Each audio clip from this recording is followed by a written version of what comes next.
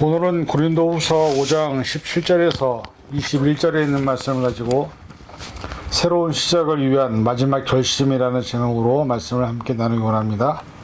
먼저 말씀을 봉독하겠습니다. 그런즉 누구든지 그리스도 안에 있으면 새로운 피조물이라. 이전 것은 지나갔으니 보라 새 것이 되었도다. 모든 것이 하나님께로 났나니 저가 그리스도로 말미암아 우리를 자기와 화목하게 하시고 또 우리에게 화목하게 하는 직책을 주셨으니 이는 하나님께서 그리스도 안에 계시사 세상을 자기와 화목하게 하시며 저희의 죄를 저희에게 돌리지 아니하시고 화목하게 하는 말씀을 우리에게 부탁하셨느니라. 이러므로 우리가 그리스도를 대신하여 사신이 되어 하나님 우리로 너희를 권면하시는 것 같이 그리스도를 대신하여 간구하노니 너희는 하나님과 화목하라.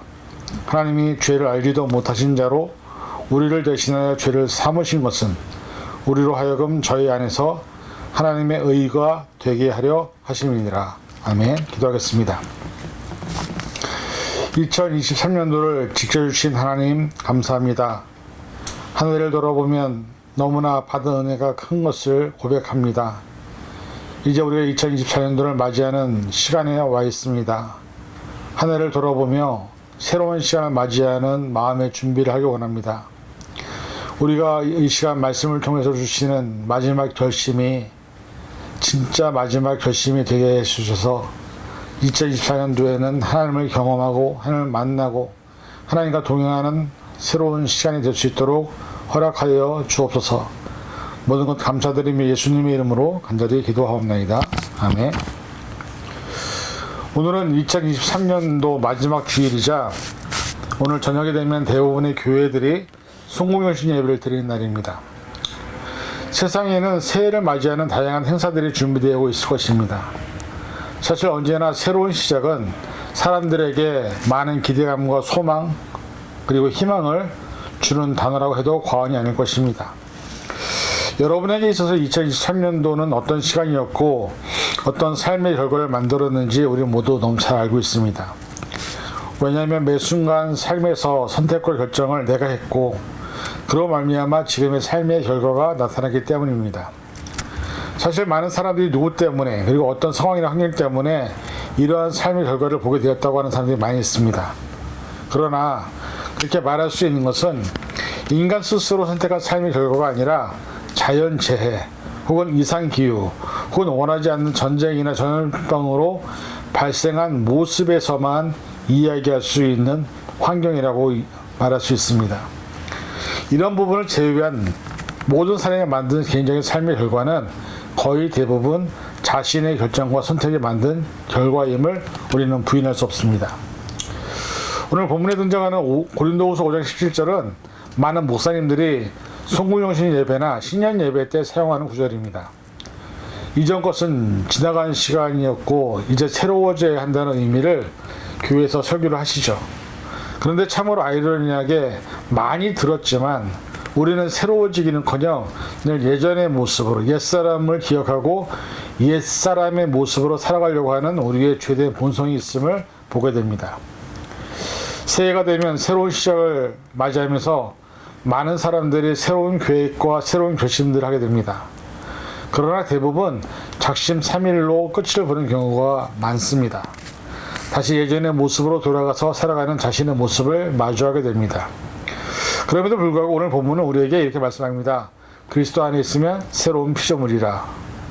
이 부분이 아마 우리가 제일 부담스러워하는 부분이 아닐까 생각합니다. 즉 우리는 나로 존재하기를 바라고 원하지 그리스도 안에서 새로운 피조물로 살아가기 원하는 사람은 별로 없다는 것입니다. 아마도 그래서 늘 새로운 피조물로 변하기 전에 옛사람의 모습으로 돌아가는 우리의 모습이 아닌가 생각이 됩니다. 그렇다면 이렇게 하면 우리가 새로운 피조물이 될 수 있다고 갈라디아서에서는 반대로 이야기하고 있습니다. 갈라디아서 2장 20절 내가 그리스도와 함께 십자가에 못 박혔나니 그런데 이제 내가 산 것이 아니요 오직 내 안에 그리스도께서 사신 것이라. 이제 내 육체 가운데 사는 것은 나를 사랑하사 나를 위하여 자기 몸을 버리신 하나님의 아들을 믿는 믿음 안에서 사는 것이라. 예수님과 함께 십자가에 못 박혀 죽으면 되는 것이라고 말합니다. 그런데 우리의 자아가, 우리의 욕심과 죄가 죽지 않아서 우리는 새로운 피조물이 될 수 없는 것입니다. 늘 마지막이라고 이야기를 하고 결심하지만 매년 똑같은 모습으로 똑같은 고백을 하는 우리의 연약한 모습을 보게 되는 것이죠. 오늘 본문에서 새로운 피조물이 된 이후의 삶의 방향과 목적을 다시 설명하고 있습니다. 왜 우리가 매년 똑같은 후회를 하고 똑같은 반복적인 죄를 짓고 똑같은 모습으로 살아가는 것이 정말 하나님께서 원하시는 모습일까? 아니라고 믿습니다. 이런 차원에서 더 이상 매년 마지막이라고 하면서 다시 옛사람으로 돌아온 존재가 아니라 오늘 말씀을 살펴보면서 오늘은 정말로 2023년도가 저와 여러분의 마지막 신앙의 결단을 통해서 2024년도에는 하나님께서 원하시고 바라시는 삶을 살아가는 그런 새로운 피조물이 될 수 있기를 주님의 이름으로 간절히 축원을 드립니다. 그 새로운 피조물이 되기 위해서 첫 번째 해야 할 일은 그리스도 안에 있어야 합니다. 성경 구절에서 그리스도 안에라는 단어를 검색하면 이와 관련된 구절이 118개의 구절이 나옵니다. 이 의미는 무엇을 말합니까? 그만큼 그리스도 안에 있느냐 아니냐에 따라서 우리의 삶은 전혀 다른 모습으로 존재하게 된다는 것을 의미하고 있습니다. 우리가 진정으로 새로운 피조물로 변화되기를 원한다면 바울과 같이 그리스도 안에서 변화될 때 즉 성령이 역사하는 삶을 살게 된다고 말씀하고 있는 것입니다. 그렇다면 여기서 말씀하시는 그리스도 안에서라는 의미는 어떤 의미일까요? 갈라디아서 3장 26절에서 28절 너희가 다 믿음으로 말미암아 그리스도 예수 안에서 하나님의 아들이 되었으니 누구든지 그리스도와 합하기 위하여 세례를 받는 자는 그리스도로 옷 입었느니라. 너희는 유대인이나 헬라인이나 종이나 자유자나 남자나 여자나 다 그리스도 예수 안에서 하나이니라 말씀합니다.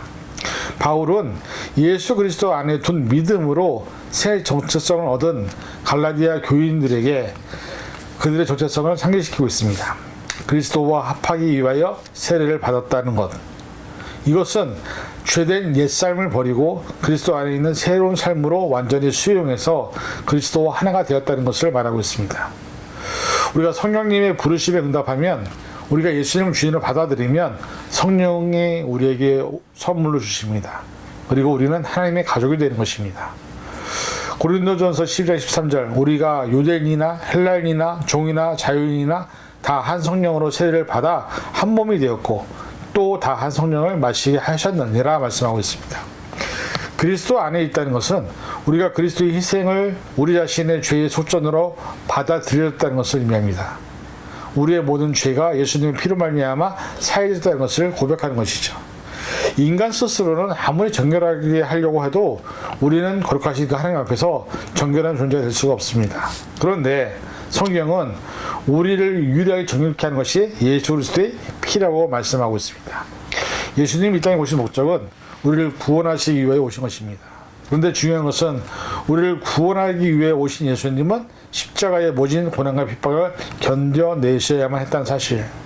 그 죄 없으신 어린 양이 우리를 죄에서 대속하기 위해서 십자가에서 대신 죽으셨기 때문에 우리가 구원을 받게 된 것을 믿을 때 우리가 그리스도 안에 있다고 고백할 수 있다는 것입니다. 교회를 다니면서도 구원을 받았다고 하면서도 이 사실을 믿지 못할 뿐더러 이 사실을 알지 못해서 더 많은 심판 앞에 서게 되는 잘못된 모습이 얼마나 많은지 모릅니다. 많은 이단들이 자신을 예수라고 하고 자신을 통해 구원이 이루어진다고 하면서 수많은 사람들을 하나님과 더 멀어지게 만들고 있는 모습을 너무 많이 보게 됩니다. 예수님이 우리에게 구원을 주신 것은 값없는 은혜였습니다. 그래서 우리가 구원을 받았기 때문에 죄에서 대속을 받았기 때문에 그 은혜와 사랑 때문에 감격해서 예배를 드리고 영광을 돌리는 것입니다. 그 은혜와 구원의 감격을 모른 채 하나님께 예배를 드릴 수가 없습니다. 또한 하나님을 경배할 수도 없습니다. 오늘날 우리가 구원을 받은 증거가 예수 안에서 살아가는 사람들의 삶의 모습이 구원받았기 때문에 가능하다는 것입니다. 성경에서 예수님을 만난 수많은 사람들이 등장을 합니다. 그런데 그들의 공통점은 뭐였냐? 옛사람의 모습이 아닌 새사람으로 변했다는 것. 즉 예수님을 만나면 사람은 변합니다. 다른 말로 하면 사람이 교회를 오래 다니고 성경을 많이 읽고 성령 체험도 했다고 하는데도 변하지 않는 것은 아직도 그가 예수님 안에 살지 않고 있다는 반증인 것입니다. 저 여러분의 삶에서 지금 변해 있습니까? 예수 안에 살기 때문에 우리는 변해진 삶을 살아가는 것이 예수 안에 있는 증거입니다. 그런데 우리의 모습이 변하지 않았다면 우리는 아직도 예수님 안에 있지 않은 것임을 알게 되는 것입니다. 1년을 지나면서 내가 예전보다 얼마나 더 많이 성장했는지, 내 가족과 내 친구와 나와 함께하는 많은 사람들에게 내가 얼마나 많이 변했는지를 보여줄 수 있다고 한다면 그것이 바로 우리가 그리스도 안에 있는 증거라는 사실을 깨달으시고 이제부터라도 2024년도부터라도 예수 그리스도 안에서 살아가는 저와 여러분이 될 수 있기를 간절히 축원을 드립니다. 둘째는 화목의 직책을 감당해야 한다고 말씀하고 있습니다. 오늘 본문 18절부터 19절에 이런 말씀이 나와 있습니다. 모든 것이 하나님께로부터 났나니 저가 그리스도로 말미암아 우리를 자기와 화목케 하시고 또 우리에게 화목케 하는 직책을 주셨으니 이는 하나님께서 그리스도 안에 있사 세상을 자기와 화목케 하시며 저희의 죄를 저에게 돌리지 아니하시고 화목하게 하는 말씀을 우리에게 부탁하셨느니라. 여러분, 이 말씀을 들으면 우리를 왜 부르셨는지, 우리를 왜 선택하셨는지 분명히 나와 있습니다. 그 이유는 뭐냐? 그리스도와 우리를 화목하게 하기 위해서 부르셨고 우리에게 화목하게 하는 직책을, 책임과 의무를 주셨다고 말씀하고 있습니다. 이 화목하게 하는 직책은 우리의 의견이나 생각이나 의지와 상관없이 구원받은 모두에게 주신 사명이라는 것입니다. 그리고 그 화목을 증거로 말씀을 주셨다는 것이죠. 요즘 들어 많은 잘못된 사람들이 성경을 자신에게 맞게 해석하고 이단을 만들고 하나님이 처음부터 주신 말씀과 상관없이 말씀을 이용해서 사람들을 선동하고 자신의 이익의 도구로 사용하는 수많은 거짓 선지자들의 모습을 봅니다. 그런데 성경은 그렇게 쓰는 것이 아니라 하나님과 세상에 있는 사람들과의 화목을 위한 도구로 말씀을 주셨다고 증거하고 있습니다. 우리가 이 세상에 존재하는 이유는 피스메이커로 존재해야 합니다. 하나님과 세상을 잇는 십자가로 사랑과 사람을 말씀 안에서 평화를 만들어주는 존재로 살아갈 때 우리가 주신 화목의 직책을 잘 감당하고 있는 것을 보게 되는 것입니다. 로마서 5장 10절 곧 우리가 원수 되었을 때에 그의 아들의 죽으심으로 말미암아 하나님과 화목하게 되었은즉 화목하게 된 자로서는 더욱 그의 살아나심으로 말미암아 구원을 받을 것이니라.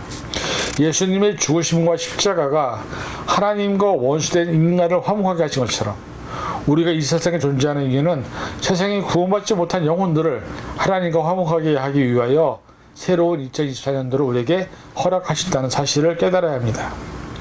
우리 모두 새롭게 주어진 생명의 연장인 2024년도에 하나님을 알지 못했던 많은 영혼들을 예수님과 같이 우리의 헌신과 희생과 사랑과 수고를 통해서 하나님과 화목하게 하는 그런 사명을 잘 감당하시기를 주님의 이름으로 간절히 축원을 드립니다. 세 번째는 하나님의 의로 존재해야 한다고 말씀하고 있습니다. 여러분, 우리가 세상에서 하나님의 의가 될 수가 없습니다. 성경은 이렇게 말합니다. 우리가 예수 그리스도를 구주로 영접하고 우리가 의는 아니지만 하나님 예수님 안에서 있을 때 하나님은 그런 우리를 의롭게 여기신다고 말씀하고 있습니다. 로마서 3장 23절에서 26절 모든 사람이 죄를 범하였음에 하나님의 영광에 이르지 못하더니 그리스도 예수 안에 있는 속량으로 말미암아 하나님의 은혜로 값없이 의롭다 하심을 얻은 자 되었느니라. 이 예수를 하나님이 그의 피로써 믿음으로 말미암아 화목제물로 세우셨으니 이는 하나님의 길이 참으시는 중에 전에 지은 죄를 간과하심으로 자기의 의로우심을 나타내려 하심이니 곧 이때에 자기의 의로우심을 나타내사 자기도 의로우시며 또한 예수 믿는 자를 의롭다 하려 하심이라 말씀합니다. 이 말씀에 보면 우리가 죄인이기 때문에 하나님의 영광에 이르지 못하지만 그리스도 예수의 대속으로 의롭다 하심을 얻은 자가 되었다고 말씀하고 있습니다. 즉 예수님을 믿는 자를 의롭다고 인정하시는 것입니다. 사실 이 은혜는 칭행할 수 없는, 도저히 이해할 수 없는 은혜입니다. 왜냐하면 우리가 예수님을 영접하고 물로 세례를 받았다고 할지라도 여전히 우리의 본성은 죄로 가득하게 있는 것을 너무나 많이 보기 때문이죠. 우리가 세상에 살아가면서 의로운자가 될 수 없음을 우리가 너무 잘 알고 있습니다.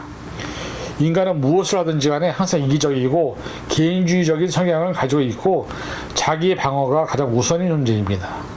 그래서 자신의 안일과 성공을 위해서라면 악마에게 자신의 영혼을 팔아서라도 자신의 욕망과 욕심을 채우고 싶어하는 존재임을 많은 영화나 드라마를 통해서 우리는 보고 있습니다. 그런데 어떻게 우리가 하나님의 의의 존재로 살아갈 수 있겠습니까? 신앙생활을 오래 했어도 성경을 많이 읽고 기도를 많이 했다고 하는 신앙인 안에서도 여전히 죄인이기 때문에 자신을 위해서 사람들이 이용하고 수많은 이단들이 생기는 이유가 바로 여기 있습니다. 자신의 욕망을 욕심을 위해서 다른 사람을 이용하는 것, 이것이 인간의 역사를 통해서 배운 교훈입니다. 그렇다면 하나님의 의로 존재하기 위해서 우리는 어떤 삶을 살아야 되나요? 로마서 4장 2절 3절 만일 아브라함이 행위로서 의롭다 하심을 받았으면 자랑할 것이 있으려니와 하나님 앞에서는 없느니라. 성경이 무엇을 말하느냐? 아브라함이 하나님을 믿음에 그것이 그에게 의로 여긴 바 되었느니라 말씀하고 있습니다.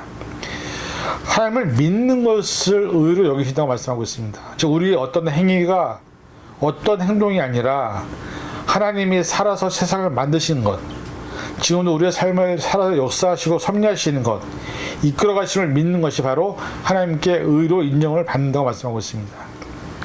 이 사실을 믿는다면 우리는 하나님의 심판으로 인정해야 합니다. 우리의 생이 마치는 마지막 날, 사람마다 다르겠지만 그때 우리 모두 하나님의 심판 앞에 살아온 시간에 대한 심판을 받게 되어 있습니다. 전지전능하신, 무소부재하신, 공의로우신 하나님의 인식을 하고 살았는지, 믿고 있었는지, 또 우리를 위해서 십자가에 죽으신 예수님을 믿고 영접했는지, 그에 따라서 우리는 심판을 받게 되어 있다는 것입니다. 이러한 삶이 바로 하나님의 의를 나타내는 삶이라고 성경은 말씀하고 있습니다. 하나님을 믿고 예수님을 구주로 인정하고 우리에게 맡기신 화평과 평화의 도구로 살아가며 예수님을 믿지 않는 영혼들에게 하나님과 예수님에 대해서 전달하고 알려주는 것, 그것이 의라고 말씀하고 있는 것입니다. 결론을 맺습니다. 이제 2023년도 더 이상 돌아오지 않습니다. 그리고 우리에게는 2024년이라는 시간이 주어졌습니다. 이 사실이 무엇을 의미할까요? 사람들이 원하고 바란다고 해서 2023년을 더 연장해달라고 다시 계획했던 것들을 다시 미처하지 못했으니까 약속을 지킬 테니 다시 돌려달라고 한들 그것은 우리가 할 수 있는 영역이 아닙니다. 왜냐하면 시간의 주인은 하나님이시고 우리의 생명의 주인도 하나님이시기 때문이죠. 내가 그동안 하지 못했던 하나님과의 약속, 내가 생각하고 계획했던 모든 것들을 이루지 못했다 할지라도 시간은 나의 의지와 상관없이 계속 흘러가게 되어 있습니다. 이 세상의 상황과 환경은 하나님의 뜻과 섭리 가운데 계속 진행될 것입니다. 그 안에서 우리가 할 수 있는 것은 이것입니다.